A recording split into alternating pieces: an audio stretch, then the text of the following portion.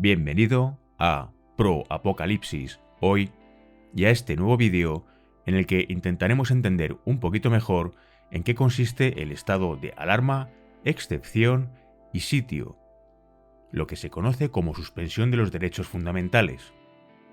Sin más, vamos al lío. La Constitución española es de aplicación en circunstancias normales, pero hay condiciones que pueden cambiar los mecanismos constitucionales de forma que estos no sean suficientes para garantizar el ejercicio de los derechos o el funcionamiento de las instituciones. Para regular los casos de crisis, la Constitución incorpora cuáles pueden ser los casos excepcionales y las competencias de los órganos estatales a tenor del estado que se declare. La suspensión de los derechos fundamentales puede ser general o individual. En cuanto a la suspensión general, se produce según la Constitución en los supuestos en que se decreten los estados de alarma, excepción o sitio. Estos estados se regulan en la Ley Orgánica 481 del 1 de junio. Los estados de alarma, excepción y sitio pueden ser declarados si concurren circunstancias extraordinarias que hagan imposible el mantenimiento de la normalidad mediante los poderes ordinarios de las autoridades competentes.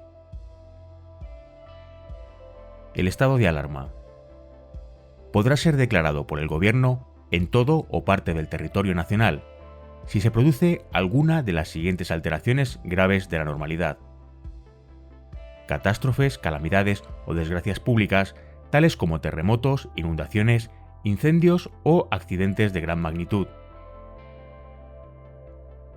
crisis sanitarias, tales como epidemias y situaciones de contaminación graves; paralización de servicios públicos esenciales para la comunidad; y situaciones de desabastecimiento de productos de primera necesidad. La declaración del estado de alarma no puede obedecer a causas políticas y será declarado por el Gobierno mediante decreto acordado en el Consejo de Ministros, dando cuenta al Congreso de los Diputados.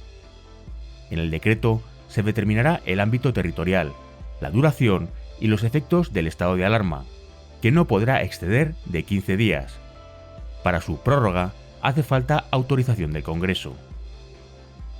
Por la declaración del estado de alarma, todas las autoridades civiles de la administración pública del territorio afectado por la declaración, los integrantes de los cuerpos de policía de las comunidades autónomas y de las corporaciones locales y los demás funcionarios y trabajadores al servicio de las mismas, quedarán bajo las órdenes directas de la autoridad competente en cuanto sea necesario para la protección de personas, bienes y lugares, pudiendo imponerles servicios extraordinarios por su duración o por su naturaleza. El decreto de declaración del estado de alarma podrá acordar las siguientes medidas: limitar la circulación o permanencia de personas o vehículos en horas y lugares determinados o condicionarlas al cumplimiento de ciertos requisitos; practicar pesquisas temporales de todo tipo de bienes e imponer prestaciones personales obligatorias; intervenir y ocupar transitoriamente industrias, fábricas, talleres, explotaciones o locales de cualquier naturaleza, con excepción de domicilios privados, dando cuenta de ello a los ministerios interesados; limitar o racionar el uso de servicios o el consumo de artículos de primera necesidad; impartir las órdenes necesarias para asegurar el abastecimiento de los centros de producción afectados. Estado de excepción.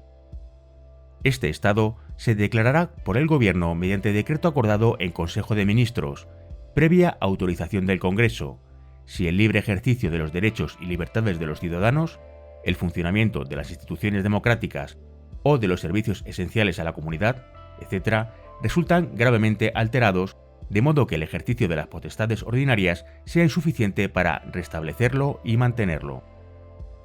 El Gobierno remitirá al Congreso la solicitud en la que se contienen los siguientes extremos: mención expresa de los derechos y garantías cuya suspensión solicita, que no podrán ser distintos de los siguientes: inviolabilidad de domicilio, secreto de las comunicaciones, libertad de residencia y circulación, libertad de prensa e imprenta, libertad a otras formas de información, secuestro de publicaciones, derecho de reunión y manifestación, derecho de huelga y derecho a adoptar medidas de conflicto.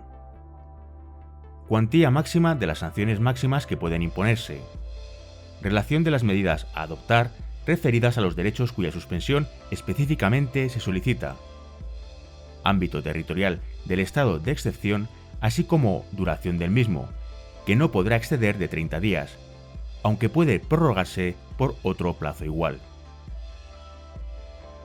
El Congreso debe aprobar la solicitud, pudiendo imponer cuantas modificaciones estime convenientes, y obtenida la autorización, el Gobierno, por decreto, declarar el estado de excepción en los términos autorizados. La autoridad gubernativa podrá detener a cualquier persona si lo considera necesario para la conservación del orden, siempre que existan fundadas sospechas de que dicha persona va a provocar alteraciones del orden público. Asimismo, la autoridad gubernativa podrá disponer inspecciones y registros domiciliarios si lo considera necesario para el esclarecimiento de los hechos presuntamente delictivos o para el mantenimiento del orden público.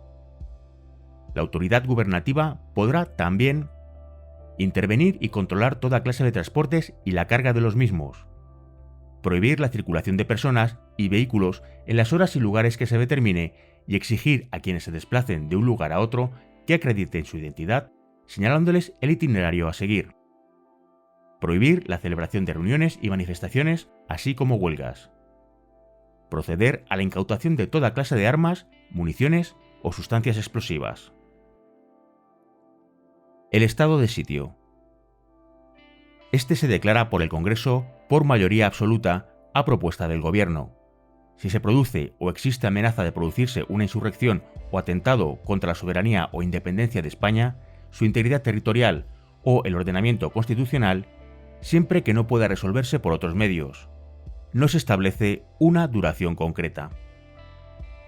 Los derechos que pueden suspenderse en el estado de sitio son todos los derechos anteriormente enumerados en el estado de excepción, y además las garantías jurídicas del detenido establecidas en el artículo 17.3 de la Constitución, información al detenido de sus derechos y la asistencia de abogado en las diligencias policiales y judiciales. Bueno, superviviente, espero que la información te resulte útil.